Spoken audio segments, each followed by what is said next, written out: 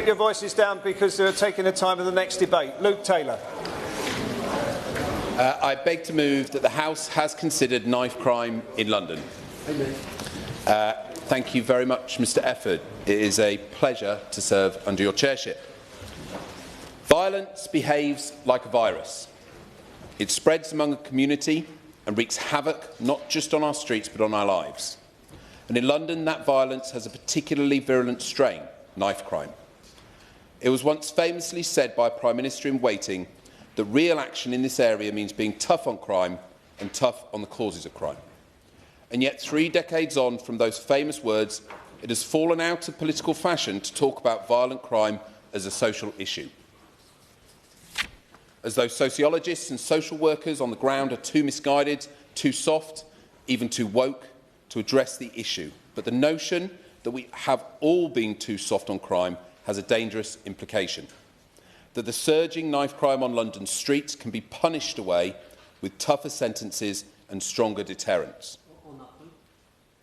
Absolutely. I think the thing that comes to my mind, Mr Chairman, is that the upward trend is quite worrying, but at the same time there must be a zero tolerance policy. And that means if you leave the house with a knife in your pocket or in your coat, then a custodial sentence is necessary. Does the Honourable Gentleman perhaps not agree that that has to be part of the strategy?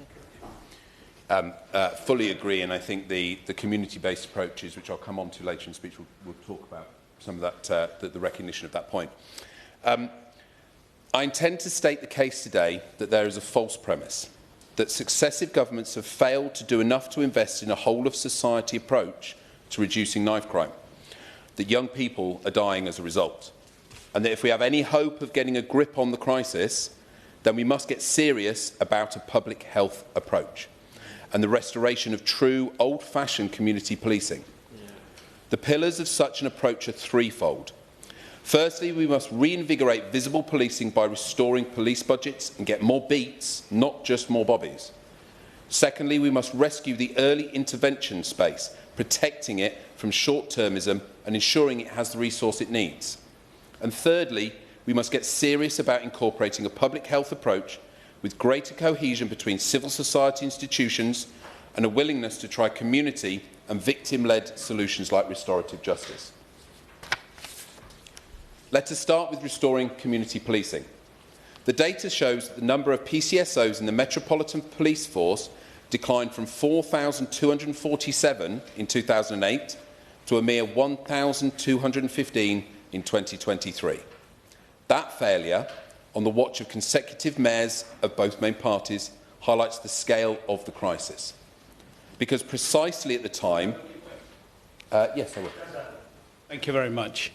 And can I congratulate the honourable member on securing this debate on such an important topic. Everyone deserves to feel safe, and I think over the last 14 years we've seen police being decimated. In my constituency of Ilford South, we used to have in the borough that encompasses Ilford South 5 police stations, of which now there remains 1 for 4 constituencies. And what we've tried to do is bring engagement and enforcement hubs into the community. Would the honourable member agree with me that bringing police into the communities that they serve is a vital part in keeping our communities safe and, of course, restoring that pride in the police? I couldn't agree more, and I was actually interested to hear your speech the other day about also including council enforcement officers in these hubs and having them present in the community, accessible to residents is incredibly important. I'm keen to actually have a conversation with you after about those measures that you've achieved.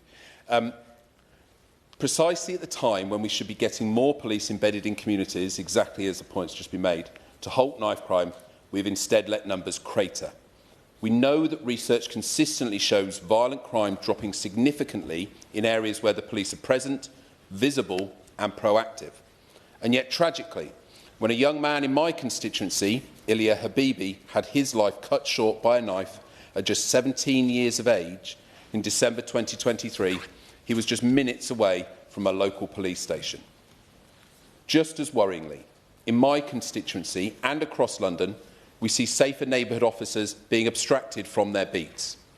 This quirk of the setup of the Met Police means vital officers who should be on our streets making our neighbourhoods safer are being pulled away for major police operational events, typically in central London. It is in effect robbing outer London to pay inner London, and it has to stop. These officers want to be doing great work in the community, but the failure to recruit across the Met is letting them, and by extension us, down. And there can be no doubt that recruiting into the Met is challenging at the moment. The Casey report outlined far better than any of us can the scale of the failures that have taken place in recent years. Failures to get a grip on damaging internal cultures, failures to protect the victims of crime, and an overall failure to carry the confidence of the very communities that they serve. I've met with Commissioner Rowley, and I recognise his undertakings to reform the Met. And nobody in this place can pretend that his role is easy. But we surely must recognise that he needs the full backing of government to reinvigorate the force and repair its image. As yesterday's ruling on vetting clearance and dismissals shows, the hurdles in front of these reforms are immense. And the single greatest tool to smashing through those hurdles are the powers that the Secretary of State holds.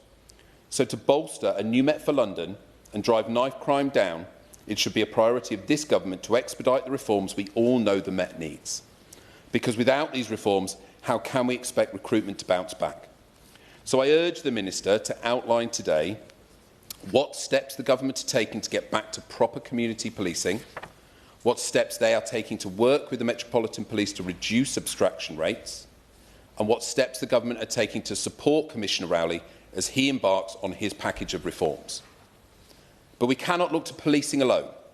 The whole of society approach that is so desperately needed will require an it takes a village attitude, and as such requires a government committed to supporting early intervention initiatives.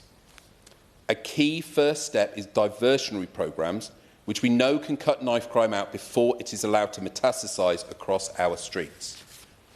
The Targeted Early Help and Integrated Support team at Sutton Borough Council do excellent work with young people across my constituency. Their approach is targeted. Once a potential young offender reprimanded by the police is brought to their attention, they work tirelessly to build positive relationships with the child to stop the otherwise steady and depressing downward spiral into criminality. It is so important to remember that these schemes offer opportunities to young people who are often not afforded the luxury of such attention elsewhere in their lives. In London, these intervention programmes rely heavily on grants from MOPAC, the Ministry of Justice and Violence Reduction Services. However, the youth services across London often face uncertainty about how and when these grants will be allocated. The team we spoke to on Sutton Council is still waiting for approval to see if their grant will be approved for March in only a few weeks' time. And these grants are typically only allocated for 18 months to 2-year periods, leaving little space for local authorities to plan ahead. All the evidence shows that young people susceptible to committing this form of violence require sustained relationships with skilled youth workers to help them choose safer paths.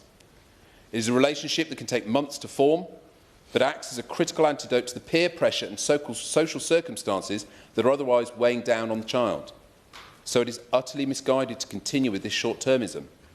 Skilled youth workers are deterred from engaging in local authority work due to temporary contract conditions, and the lingering threat of grant termination could see the shattering of crucial relationships between London's youth workers and young people at risk of committing knife-related offences.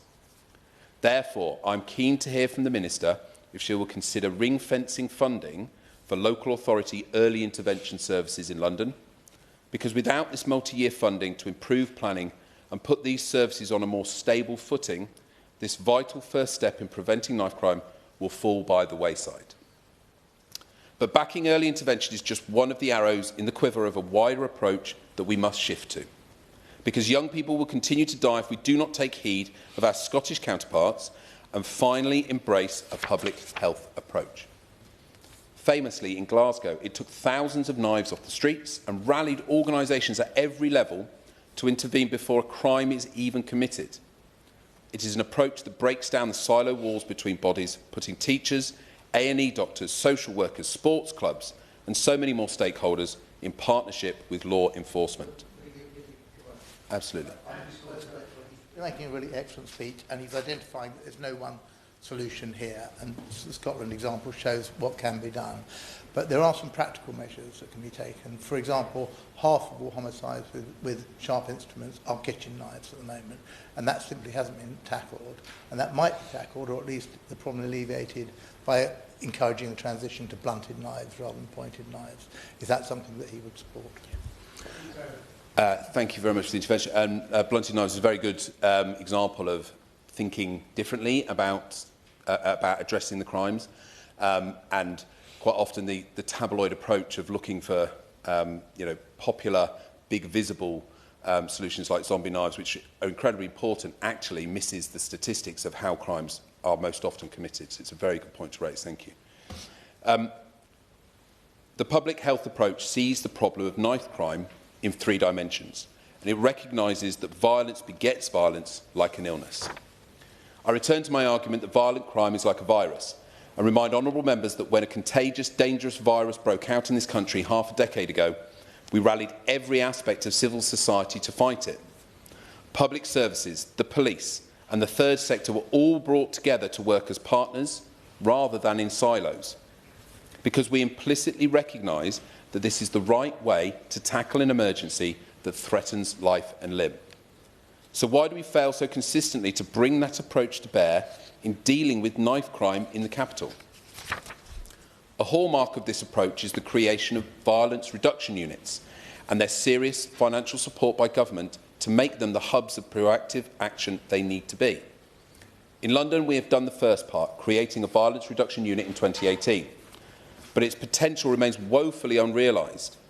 And the Centre for Crime and Justice Studies tells me they fear it remains limited in its ability to engage with wider civil society, and is still entangled in the paradigm of enforcement rather than engagement. Funding for the VRUs like the one in London is just too low to make this strategy a reality, and it should surprise none of us that it therefore has not borne fruit. This is a wider problem because politicians of all stripes have paid lip service to the idea of a public health approach but have utterly failed to implement it. The last Conservative government, keen to be seen to do something, embraced the language of public health in crime reduction, but we have seen none of this effectively put into practice. Instead, they piloted controversial new powers that increased suspicionless stop and search, which evidently did little to stop knife crime, and the findings of which have yet to be brought before Parliament. It just isn't good enough. Not for mothers, fathers, brothers, sisters all over London whose lives are ripped apart by knife crime. They deserve a public health approach. We must join up public bodies, the police and the third sector so that young people are supported before they slip through the cracks. And we have to consider the principles of restorative practice too, because they underlie and echo everything that is good about the public health approach. Earlier this week, I met with Ray and Vi Donovan, who lost their son in a violent attack in 2001. In his memory, they created and have run for many years the award-winning Chris Donovan Trust, working with police, public bodies and charities across the board to highlight the value of restorative justice in preventing reoffending. They told me that their work takes the restorative principles not just into prisons, but schools.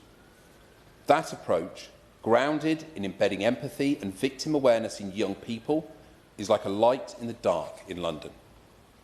It awakens in young people on the cusp of gang life, and even those already drowning silently in it, an awareness that carrying a knife will one day inevitably ruin their life and the lives of others. Restorative practice is too often overlooked, even as part of the wider package of public health reforms to crime. And it is vital to winning the war for the hearts and minds of young people at risk of picking up a knife.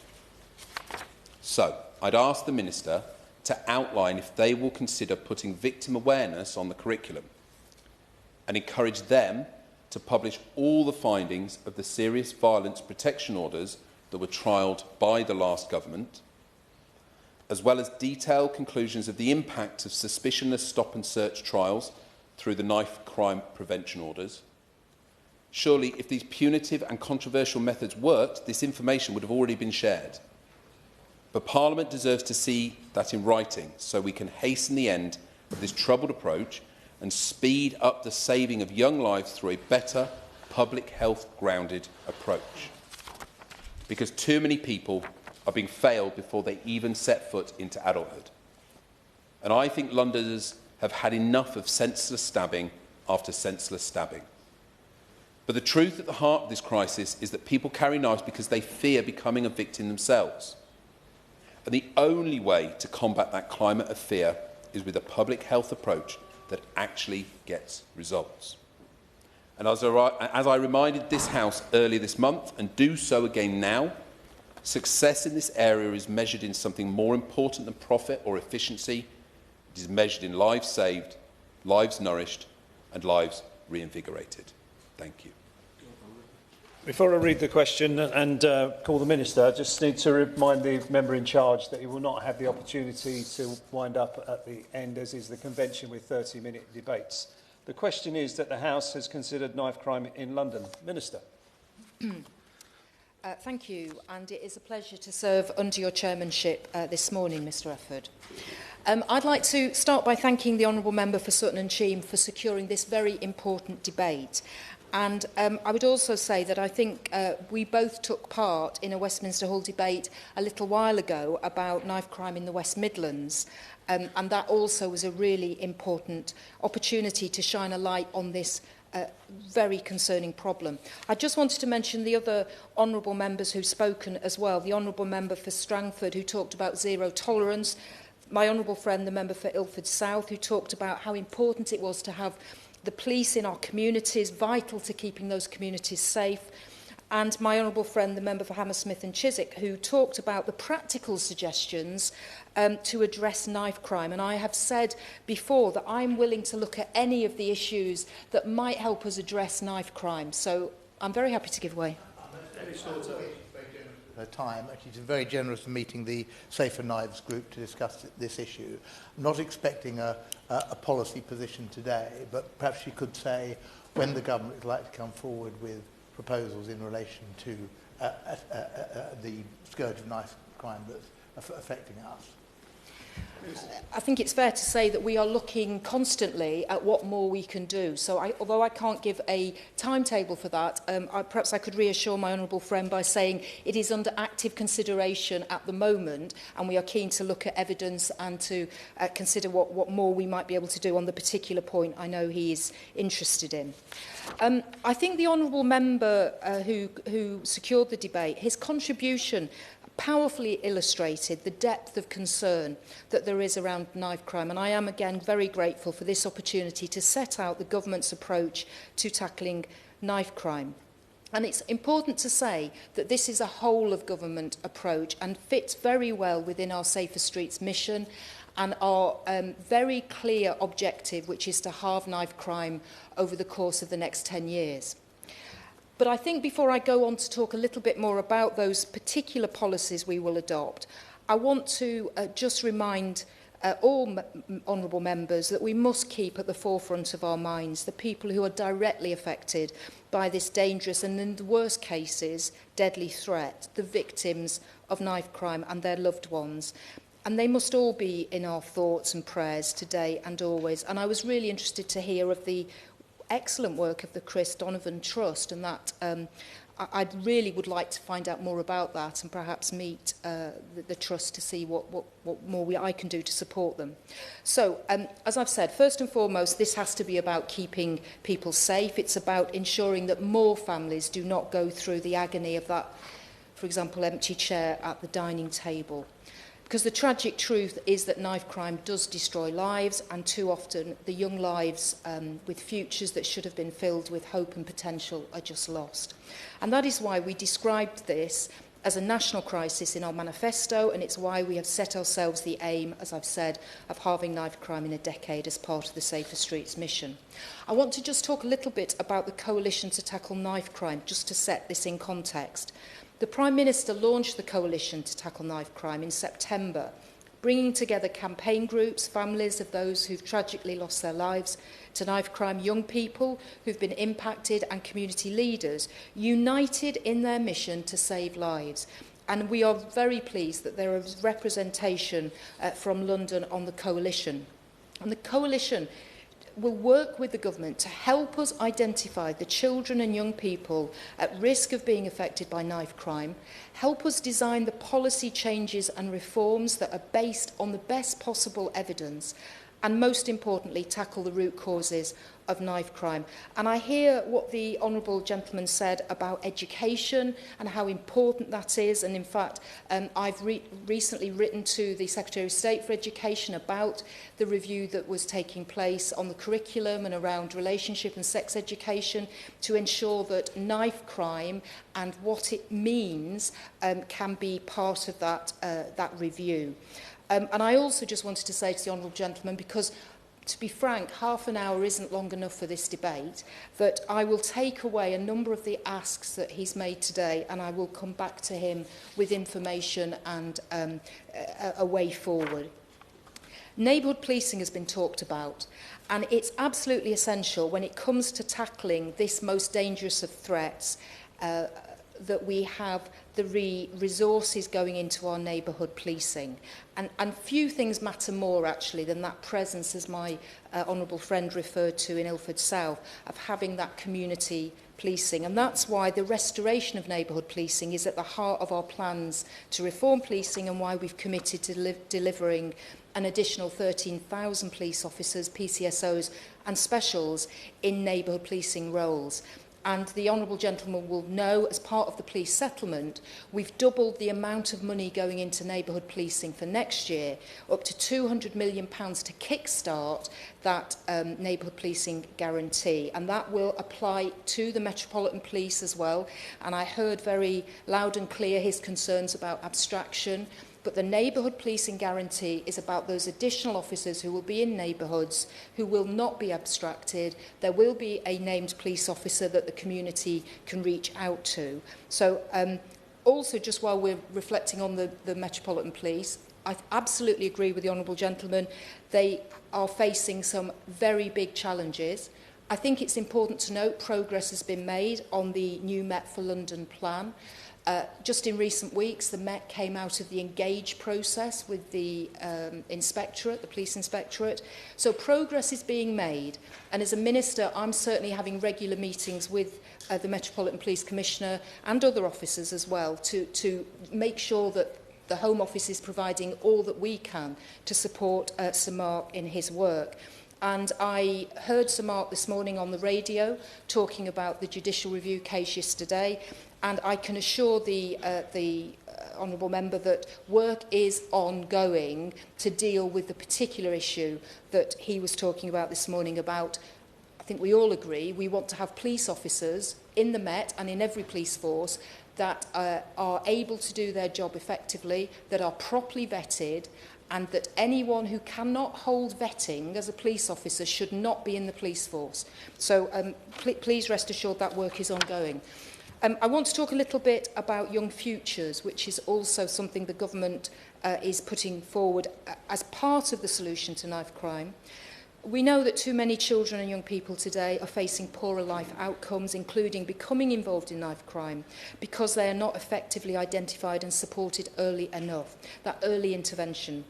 So to address this issue, we have committed to the creation of the Young Futures programme, which will establish a network of Young Futures hubs and Young Futures prevention partnerships to intervene earlier to ensure that this cohort is identified and offered support, as well as creating more opportunities to young people in their communities through the provision of open access, for example, to mental health and careers and mentoring support.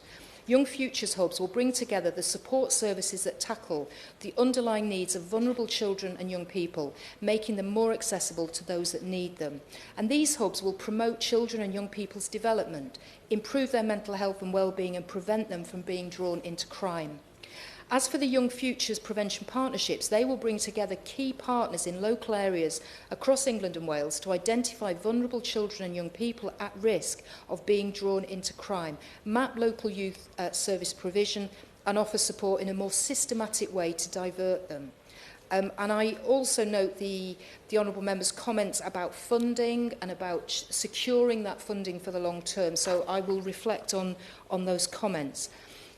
I also just want to mention violence reduction units, because one of the issues that we face, especially in the prevention sphere, is the number of agencies that are often involved. And by bringing together partners and mobilising them behind the same goals at that local level, the violence reduction units, I think, perform a really important role.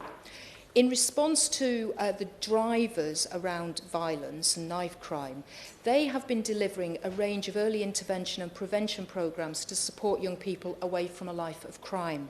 And this includes activity across all 32 boroughs through the London Crime Prevention Fund, enabling the local adoption of a public health approach and borough-level violence reduction interventions.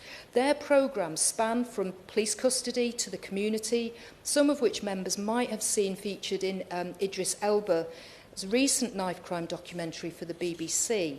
And this also includes the excellent work underway at the Royal London Hospital, which I had the great privilege of visiting yesterday. I met there the dedicated team of youth workers who provide support to young people at a critical, teachable moment when they are admitted for violent injuries and provided positive routes out. I also just wanted to say that the confirmed police funding settlement for next year includes over £49 million for the continuation of this work to prevent that serious violence delivered through the violence reduction units.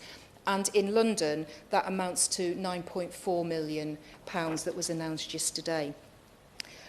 Another commitment that the Labour government has made is around youth offending team referrals for young knife carriers. So we're working really closely with the Ministry of Justice to deliver that manifesto commitment to ensure that every young person found in possession of a knife is referred to a youth offending team with mandatory plans in place.